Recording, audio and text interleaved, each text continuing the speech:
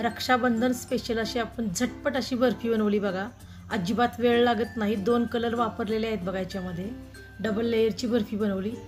कशी बनवायची ही बर्फी, चला तर मग बनवूया आपण.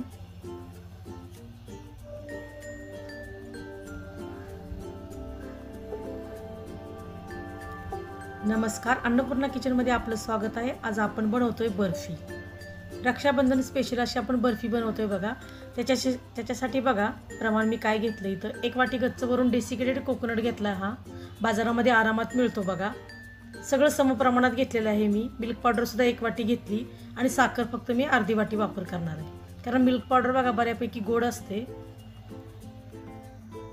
आणि दूधसुद्धा मी अर्धी वाटी घेतलं आहे. साखर मी बारीक करून घेतली बघा मिक्सरवरती. त्याच्यामध्येच बारीक करतानाच मी 2 वेलची पूडसुद्धा घातले होते. आता हे सगळं मिक्स करून घ्यायचं एकत्र आपल्याला आणि दूध घालून घ्यायचं याच्यामध्ये आपल्याला. गॅस न सुरू करता आपण ही रेसिपी बनवतोय बघा. एकदम झटपट अशी बनवतोय. अजिबात वेळ लागणार नाही आपल्याला आणि मेहनत तर अजिबातच नाही आहे. बघू शकता तुम्ही अशा पद्धतीने गोळा मळून घेतलं आहे मी. आधी केक टीनमध्ये बघा मी बर्फी जमवणार आहे. त्याच्यामध्ये त्याला तूप लावून घेतलं आहे मी खालच्या साईडला. याचे 2 पार्ट करून घेऊया आपण. पांढऱ्या कलरचा पार्ट आधी लावून घ्यायचा आपल्याला आणि नंतर दुसऱ्यामध्ये मी बघा येलो फूड कलर घातला आहे मी त्याच्यामध्ये. तोही मिक्स करून घेऊया आपण.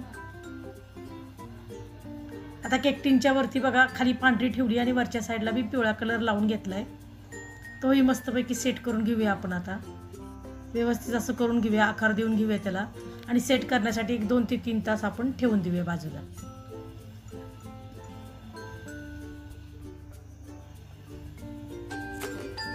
अशाच नवनवीन व पारंपरिक अशा रेसिपीज पाहण्यासाठी अन्नपूर्णा किचनला सबस्क्राईब करा आणि बेल आयकॉनवरही क्लिक करा.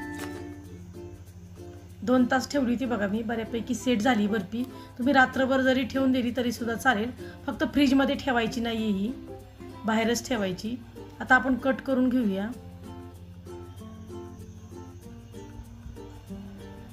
तुम्हाला जसे हवे तसे पीस तुम्ही कट करू शकता. मी चौकोनी पीस कट करून घेणार आहे. आता आपण बर्फीचे पीस सगळे बाजूला काढून घेऊया. बघू शकताय तुम्ही आपली डबल लेयरची बर्फी तयार झाली आहे. बाजारातून विकत आणण्यापेक्षा बघा घरच्या घरी झटपट अशी आपण ही बर्फी बनवलेली आहे.